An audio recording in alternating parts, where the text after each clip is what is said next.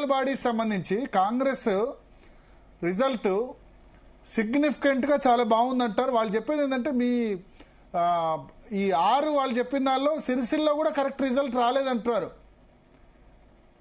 అండి. భరత్ గారు, first point ఏంటిది అని అంటే సిరిసిల్ల జిల్లాలో కాంగ్రెస్ కి ఎక్కువ వచ్చాయంటున్నారు వాళ్ళు క్లెయిమ్ చేసేది. నేను ఒకటి చెప్పేది ఏంటంటే భరత్ గారు, అసలు మేజర్ పాయింట్ ఏంటిదంటే మన ఈ ఎలక్షన్స్ నే మనం చూస్తే అన్నాదమ్ములు బావా బమ్మర్దులు ఒకటే కుటుంబంలో ఒకరి మీద ఒకరు పోటీ చేసినవి కూడా ఉన్నాయి. ఇంట్లో ఎన్నో ఇన్స్టెన్సెస్ ఉన్నాయి. ఇంట్లో అసలు వీరు తీసుకున్న లాజికే అసలు అందుకే కదా ఇక్కడ మీరు చూడండి ఎవరితో ఎందుకండి రేవంత్ రెడ్డి ప్రెస్ మీట్ లోనే వారు 2 పాయింట్స్ కాంట్రడిక్ట్ చేస్తున్నారు.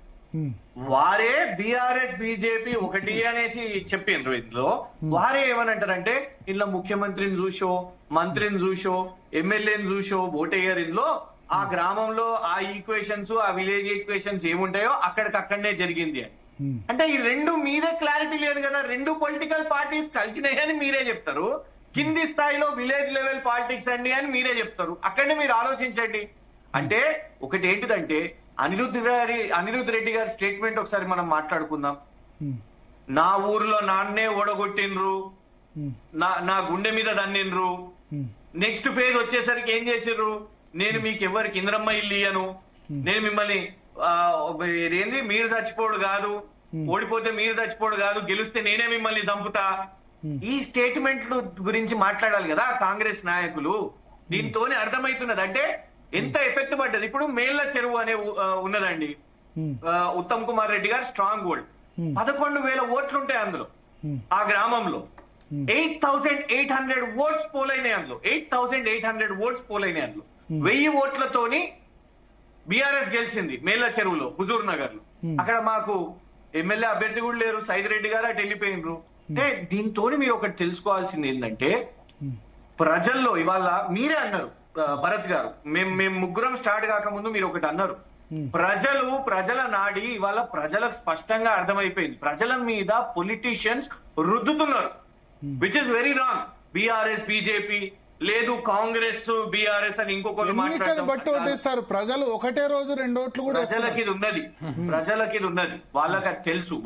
వాళ్ళ అజెండాస్ ని చూస్ చేసుకుంటున్నారు. వాళ్ళు ఎక్కడికక్కడ పార్లమెంట్ ఎలక్షన్ వచ్చింది, ఇది Narendra Modi Rahul Gandhi versus election. BRS the లేదు. మీరు ఒరిస్సాది కూడా చాలా క్లియర్ గా మీరు కేటగారికల్ గా చెప్పారు, ఒరిస్సాలో 0 వచ్చింది, ఇక్కడ వచ్చింది. ఎందుకు మనం ప్రజల మీద టెస్ట్ పెట్టి ఒడిశాలో ఒకటే రోజు, ఇంకా ఇక్కడ అంటే 6 నెలలు గ్యాప్ గానీ అందరూ ఒడిశా ఎగ్జాంపుల్ వినాలి. ఒడిశాలో ఒకటే రోజు పోలింగ్ జరిగింది. అసెంబ్లీ పార్లమెంట్ ఎన్నికలు ఒకటే రోజు జరిగాయి. అసెంబ్లీలో బీజేడీపీకి 51 సీట్లు, పార్లమెంట్ లో 0 సీట్లు. In fact even cantonment by election ఎప్పుడు cantonment Congress assembly, parliament BJP, అంతేనా? మీ అసెంబ్లీ అంటే బీజేపీకి కంటోన్మెంట్ లో కూడా ఏం జరిగింది, 2 కలిసి జరిగిన vote. It was not exclusive by election కాదు భరత్ గారు, కంటోన్మెంట్ జరిగింది కూడా. అవును.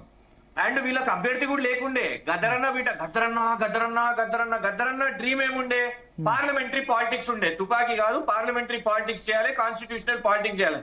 కానీ వీళ్ళు ఏం చేసిర్రు, గద్దరన్న పేరుని వాడుకుంటాం, కానీ ప్రభుత్వంలోకి వచ్చినాక గద్దరన్న బిడ్డని అసెంబ్లీకి పంపం. అప్పుడు బీజేపీ నుంచి పోటీ చేసిన శ్రీ గణేష్ ని తెచ్చుకొని అభ్యర్థిని చేసే, గద్దరన్నను సైడ్ లైన్ చేసే. అది కేవలం మాటకు వాడుకుందాము అని. సరే, మేము ఒకటే ఏం చెప్తున్నామంటే అక్కడ కూర్చొని నీతులు చెప్పే కాంగ్రెస్ వాళ్ళు ఇలా నీతులు చెప్పేటట్లేదు. ప్రతి అంశం మీద ఇలా కులంకుశంగా మాట్లాడుకోవాలి అని అంటే పబ్లిక్ ఇష్యూస్ మాట్లాడుకుందాం. పబ్లిక్ కి మీరు ఏం డెలివర్ చేసి, 6 గ్యారంటీలు చర్చకు లేవు, డిక్లరేషన్లు చర్చకు లేవు. బీసీ రిజర్వేషన్ చిన్న పిల్లవానికైనా, లా గ్రాడ్యుయేట్స్ అందరికీ కూడా తెలుసు, ఇందిరా సాని కేసు తెలుసు, సుప్రీంకోర్టు క్యాప్ తెలుసు. కానీ ఏం చేసిర్రు, రాహుల్ గాంధీ ప్రధాని అయితే వచ్చేస్తుంది బీసీ రిజర్వేషన్, ఢిల్లీలో సభకు అందరు వస్తే వచ్చేస్తుంది బీసీ రిజర్వేషన్, హైకోర్టులో అందరం మంత్రులను లీడర్లను అందరినీ తీసుకుపోయి హైకోర్టులో ఫోటోలు దిగి చూపెట్టేసరికి వచ్చేసింది బీసీ రిజర్వేషన్, కులగణన, బీసీ రిజర్వేషన్ అన్ని. ఇప్పుడు బీఆర్ఎస్ ఇంకా బెటర్ రిజల్ట్ ఎక్స్పెక్ట్ చేయలేదా? ఇప్పుడు వాళ్ళు ఏం చెప్తారంటే సిరిసిల్ల జిల్లా, కేటీఆర్ జిల్లాలో కాంగ్రెస్ కు లీడ్ వచ్చింది అంటారు. సార్ అసలు మేము వీ హావ్ నాట్ ఈవెన్ ఇప్పుడు ఉమ్మడి మెదక్ జిల్లాలో, మెదక్ గానీ సంగారెడ్డిలో కూడా కాంగ్రెస్ కు లీడ్ వచ్చింది అంటున్నారు. భరత్ గారు, యాజ్ అ జర్నలిస్ట్ నేను మిమ్మల్ని అడుగుతున్నా, ఆ ఎమ్మెల్యే కేటీఆర్ గారు పోయి ప్రచారం చేసిర్రా?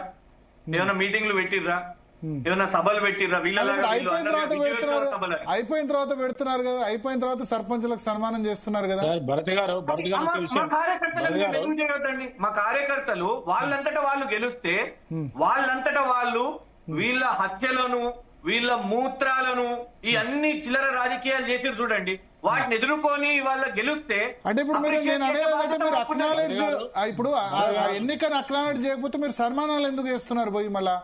భరత్ గారు వాళ్ళ ఫైట్ అక్నాలెడ్జ్ చేస్తున్నామండి. Yeah. వాళ్ళ ఫైట్ అక్నాలెడ్జ్ చేస్తున్నాం. నరహరి గారు, సొంతగా కొట్టాడు మేమే. నరహరి గారు ఏదో చెప్పాలనుకుంటారు. Yes. మా పార్టీ క్యాడర్ కి, మా పార్టీ కార్యకర్తలకు, కింది స్థాయి వాళ్ళకు మేము క్రెడిట్ ఇస్తున్నాం. ఇది వాళ్ళ క్రెడిట్, వాళ్ళని అక్నాలెడ్జ్ చేస్తున్నాం. మేమే డిస్క్రెడిట్ తీసుకుంటున్నాం. మేము ఎక్కడ దీన్ని పార్టీ పరంగా ఫైట్ చేయలేదు. Okay. ఆయా గ్రామాలు అది చూసిండ్రు. రేవంత్ రెడ్డి గారు 2 సంవత్సరాల పాలన చూసిండ్రు. ఇప్పుడు కూడా వీరు బుల్డోజ్ చేసి అంతా మంచిగా ఉంది అని చెప్పే ప్రయత్నం చేస్తున్నారు. కానీ ప్రతిరోజు రేపు ఇంకా జెడ్పీటీసీ, ఎంపీటీసీ వస్తాయి, జిహెచ్ఎంసీ వస్తాయి. ప్రతిరోజు వీళ్ళు చెప్పిన డిక్లరేషన్లు, హామీలు, వీళ్ళ బీసీ రిజర్వేషన్, ఇంకేదో కథా కార్యక్రమం, ఇవన్నీ రోజు క్వశ్చన్ అయితేనే ఉంటది, స్క్రూటినీ అవుతుంటది. ఒకటే నేను చెప్పాలనుకుంటున్నా, కాంగ్రెస్ వాళ్ళకు holiday period is over. 2 years అయిపోయింది, హాలిడే పీరియడ్ ఇస్ ఓవర్. ఇక చూడండి, ఇక ముందుంటది ముసళ్ళ పండుగ, ఇలా ఆట ముందుంటది. నరహరి గారు ఎప్పటి నుంచి నరహరి గారు ఏదో చెప్పాలనుకుంటారు, చెప్పండి. ఇప్పుడు